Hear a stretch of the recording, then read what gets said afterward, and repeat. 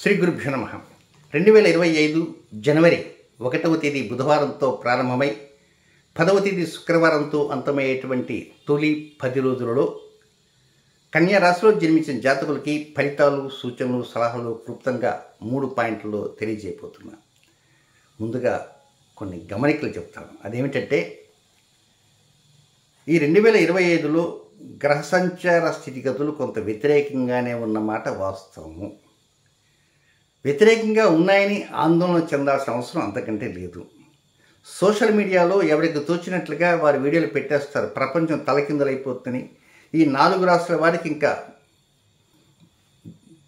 దొరకదని, ఉన్న డబ్బంతా కూడా హరించకపోతుందని, భూకంపం వచ్చి నెత్తినబడి భూకంపంలో కొట్టుకుపోతారని, మీరు వెళ్ళేటువంటి విమానం అట్నే కూలిపోతుందని, మీరు సర్వనాశనం అయిపోతారని చెప్పేటువంటి వారు ఎక్కువైపోతున్నారు.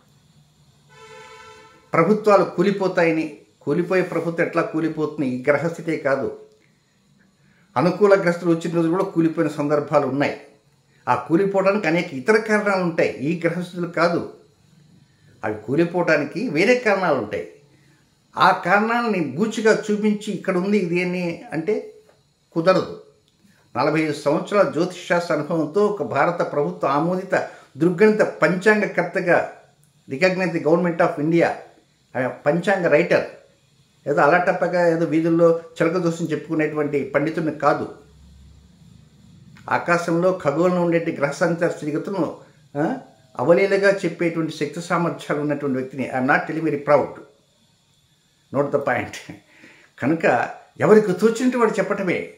ఆఖరికి ఒక్కొక్కసారి అనిపిస్తుంది, ఇక ఈ విధంగా చెబుతుంటే యూట్యూబ్లు కూడా ఎవరు చూడ్డు, ఒక పెద్ద థంబ్నెయిల్స్ పెట్టేస్తారు కొంపలు అంటుకుపోతున్నట్టుగా. దాంట్లో ఏముండదు. అవతల వాడి మీద యువతల వాడు చెప్పటం, విరసకపోవటం, వీడి మీద వాడు, వాడి మీద వీడు. ఇంతకీ పబ్లిక్కి మనం ఏం చెబుతున్నామనే మాట ఉండదు. కనుక ముఖే ముఖే సరస్వతి. కానీ చెప్పే దాంట్లో హేతుబద్ధంగా ఉండాలి, శాస్త్రీయత ఉండాలి. నోటికి ఇష్టం వచ్చిన చెప్పుకుంటూ పోతే కుదరదు. నెక్స్ట్ మరొకటి ఏంటంటే, జనవరి నెలలో 3వ తేదీన, ఆ రోజు ఐ థింక్ శుక్రవారం, ఆ రోజున సూర్యుడు అస్తమించిన తర్వాత శుభగ్రహ శుక్రుడు, మనఃకరణ చంద్రుడు, ఈ 2 గ్రహాలు కూడా దర్శనమివ్వబోతున్నాయి ఒకే చోట రాహు నక్షత్రంలో. 3వ తేదీ సాయంత్రం, శుక్రవారం సాయంత్రం సూర్యుడు అస్తమించిన దగ్గర నుంచి 9 గంటల లోపల. కరెక్ట్ టైం ఏంటంటే, నా వీడియోలు దేశవ్యాప్తంగా చూస్తారు కనుక ఏ ఊరికి ఒక్కొక్క ఊరికి ఒక్కొక్క టైం ఉంటుంది. ఎన్ని చెప్పింది, పాట్నాకు చెప్పనా, కోయంబత్తూరు చెప్పనా, హైదరాబాద్ చెప్పనా, అమలాపురం చెప్పనా, ఆముదాలపల్లికి చెప్పనా. కనుక సూర్యుడు అస్తమించిన దగ్గర నుంచి 8:50 లోపల మధ్యలో కొద్దిసేపు ఈ 2 గ్రహాలు కనబడతాయి. మేఘం లేకుండా ఉంటేనే దక్షిణాయనం పూర్తవుతుంది కనుక దక్షిణాయనం పూర్తయ్యేటువంటి లోపల ఈ 2 గ్రహాలు కనబడతాయి. తిరిగి ఉత్తరాయణం వచ్చిందా తిరిగి మళ్ళీ అదే స్థానంలోనే ఫిబ్రవరి 1వ తేదీన కూడా 2 గ్రహాలు దర్శనం కాబోతున్నాయి. చక్కగా ఆ 2 గ్రహాలను దర్శనం చేసుకోండి. అక్కడ ఏం పూజ చేయాలా, ఏ కొబ్బరికాయ కొట్టాలా, ఏ పూలతో పెట్టాలా, ఎన్ని దీపాలు వేయాలా, ఇవన్నీ కాదండి కావాల్సింది. చక్కగా సూర్యుడు అస్తమించిన తర్వాత చూడండి, ఆ 2 గ్రహాలు మేఘావృతం లేకపోతే ఉంటే చక్కగా దర్శనమిస్తాయి. ఆ 2 గ్రహాలను దర్శించుకుంటూ మీ ఇష్టదేవాన్ని చక్కగా ప్రార్థనాపూర్వకంగా. వాస్తవంగా చంద్రుడు అక్కడ ఒక దేవతామూర్తిగా ఉంటాడు. నిత్యకిన్నే భేరుండే వహ్నివాసిని మహావజ్రేశ్వరి శివదూతి త్వరిత అట్లా నిత్య దేవతలను అవన్నీ చెప్పుకుంటూ వచ్చానుకో, ఇంకేముంది, మధ్యాహ్నం నుంచి ఇంకా గంట తీసుకుని కొబ్బరికాయ తీసుకుని ఎప్పుడెప్పుడు సిద్ధంగా ఉంటారు, మీ పనులను ఆపుకుంటారు. ఎందుచేతనంటే భక్తి మీద విశ్వాసం పెరిగిపోతున్నటువంటి రోజుల్లో. కనుక సింపుల్గా మీరు అంత దూరం వెళ్లకుండా ఆ 2 గ్రహాలు కనపడంగానే చక్కగా పాద ప్రక్షాళన చేసుకుని చక్కగా నమస్కరించుకోండి. జనవరి 3వ తేదీ, 4వ తేదీ కూడా కనబడతాయి. 3 ఈజ్ ప్రధానం. తిరిగి ఫిబ్రవరి 1వ తేదీ కూడా కనబడుతుంది. కనుక చక్కగా ఆ 2 గ్రహాలని ఆయా రోజుల్లో దర్శించుకొని మీ ఇష్టదేవుని ప్రార్థనాపూర్వకం చేసుకోండి. చేస్తే ఎన్ని చేతనంటే ఉగాదికి ముందు రోజే, ఈవెన్ ఉగాది రోజే షడ్గ్రహ కూటమి, విశ్వాసనామసం షడ్గ్రహ కూటమి. పైగా మీ రాశికి 7వ రాశిలోకి ఆయన ప్రవేశించబోతున్నాడు, కన్యా రాశికి. ఎవరు? శని.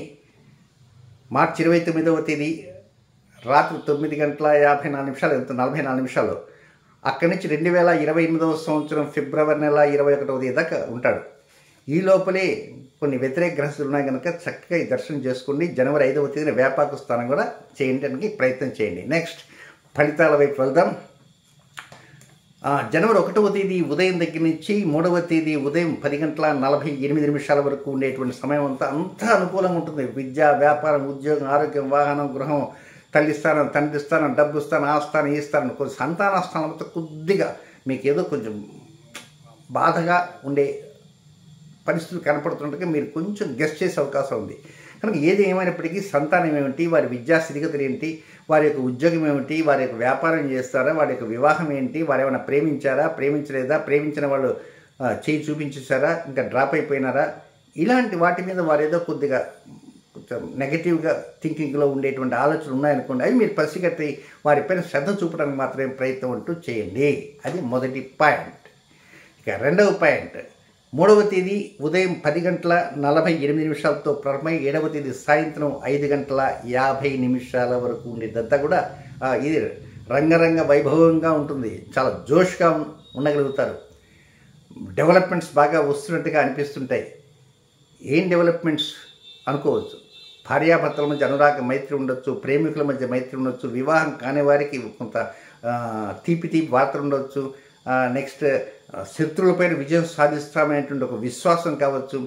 ఏదైనా అనారోగ్యం ఉంటే అది కొంచెం సెట్ అయ్యి డాక్టర్స్ ఇచ్చి కొంచెం పాజిటివ్ రిపోర్ట్స్ వచ్చేటువంటి అవకాశం ఉండొచ్చు. వ్యాపారం చేసేటువంటి భాగస్వామి ఉంటారు, అలాంటి వారి మధ్య ఏదైనా కొంచెం కిరికిరి లాంటి వ్యవహారం ఉందనుకో, అలాంటి కిరికిరి కూడా తగ్గేటువంటి అవకాశాలు అంటూ ఉంటాయి. మొత్తం మీద మీకు 4వ తేదీ, 5వ తేదీ, 6వ తేదీ, 7వ తేదీ దాకా చక్కగా అనుకూలతలు మెండుగా పుష్కలంగా ముందుకు వెళ్ళటానికి రాబోయేటువంటి పండగ వాతావరణం ఉంది కదా. భోగి పండగ, సంక్రాంతి పండగ, కనుమ పండగ ఉంది. ఇవన్నీ ముక్కను ఉన్నాయి కనుక వాటికి కావాల్సినటువంటి సరంజామ వ్యవహారం అంతా ఉంటుంది. అవన్నీ ప్లానింగ్ చేసుకుంటారు. ఆ ప్లానింగ్ చేసుకోవటానికి ముందుగా ఈ 4వ తేదీ, 5వ తేదీ, 6వ తేదీ, 7వ తేదీ ఆ ప్లానింగ్ కేటాయించడానికి ప్రయత్నం ఉంటూ చేయండి. నెక్స్ట్ 3వ పాయింట్, 7వ తేదీ సాయంత్రం 5:50 ప్రారంభమై 10వ తేదీ అర్ధరాత్రి వరకు ఉండేటువంటి కనుక ఈ సమయాన్ని కనుక గమనిస్తే ఇది కొద్దిగా 80-20గా ఉంటుంది. 80-20 అంటే 80 ఈజ్ అన్ఫేవరబుల్, 20 ఈజ్ ఫేవరబుల్. దేంట్లో అన్ఫేవరబుల్, దేంట్లో అనుకోవచ్చు.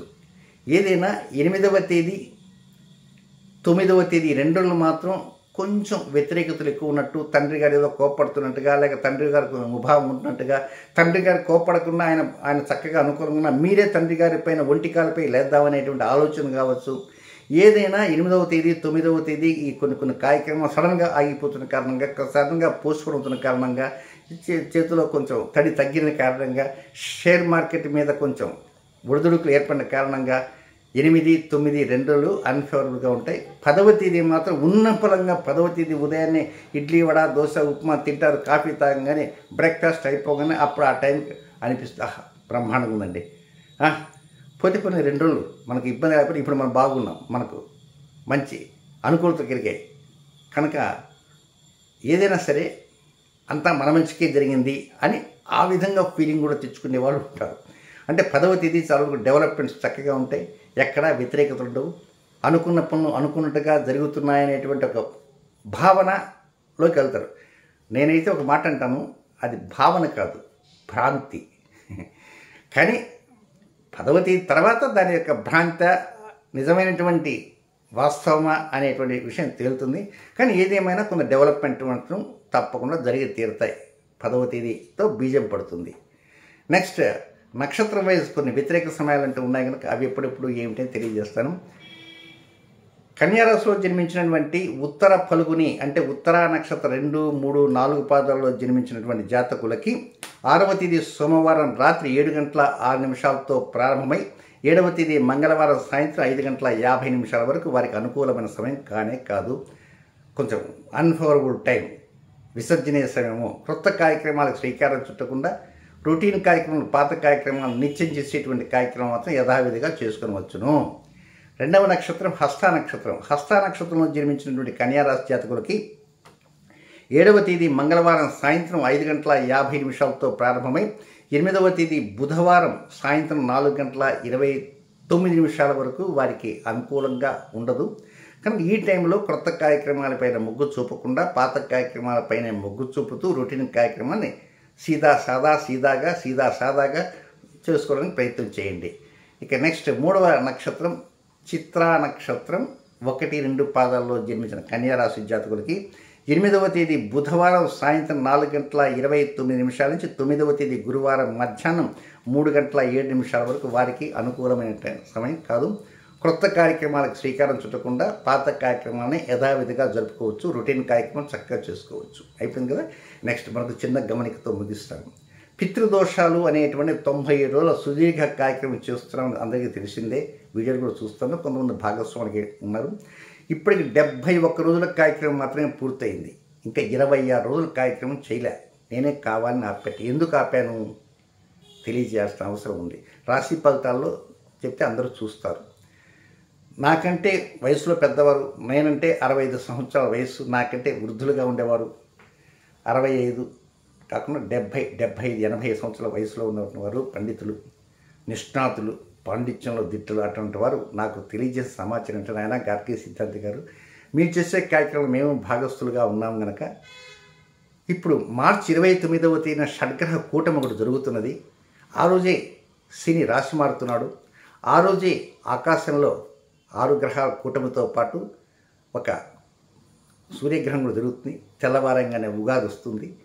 సరే, వీటితో పాటు ఆ రోజు నుంచే ప్రారంభమై అంటే మార్చి 29వ తేదీ రాత్రి దగ్గర నుంచి ప్రారంభమై మే నెల 18వ తేదీ వరకు 50 రోజుల పాటు సుదీర్ఘంగా 50 రోజుల పాటు ముందు రవి వెనక శని ఇద్దరు ఎదురెదురుగా ఫేస్ టు ఫేస్ సంచారం ఉంటారు. ఇద్దరు అట్లా వస్తే ఇద్దరు కలుసుకుంటారు అనమాట. ఇది ఒక శాశ్వత దోషం అంటారు.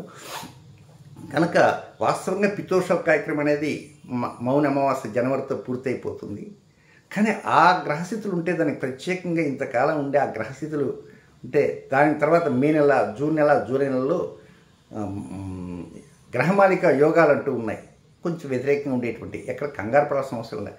ఆ గ్రహమాలిక యోగాలు 50 రోజుల పాటు శాశ్వత దోషము, తర్వాత ఉగాది రోజునే షడ్గ్రహ కూటమితో గ్రహస్థితి కనుక శని కొంత వ్యతిరేకతలు ఇవన్నీ ఉన్నాయి కనుక దానికి తగినటువంటి ప్రత్యేక కార్యక్రమం అంతా చేసుకోవాలంటే మళ్ళా డబ్బు ఖర్చు పెట్టుకోవాలి. కనుక అలాంటి డబ్బు ఖర్చు పెట్టుకోకుండా సింగిల్ పై కూడా ఖర్చు పెట్టకుండా ఈ 26 రోజుల్లో చివరిగా ఉన్నటువంటి కొద్ది రోజుల్ని ఆ శాటిక దోషం ప్రారంభమైన తర్వాత పెట్టుకున్నాం అనుకోండి, కాగల కార్యం గంధర్వులే చేశారన్నట్లుగా మనకు చిన్న డబ్బు కూడా ఖర్చు కాకుండా పూర్తయిపోతుంది. చివరి కార్యక్రమం ఎక్కడ జరుగుతుంది, పబ్లిక్ కూడా ఇన్వైట్ చేస్తున్నాం కనుక చక్కగా రావచ్చు. అందువల్ల అవి ఎప్పుడెప్పుడు ఉంటాయి అనేటువంటిది నేను నిదానంగా తెలియజేస్తాను. కనుక ఈ గమనిక తెలుసుకోవడానికి ప్రయత్నం ఉంటూ చేయండి. శుభం.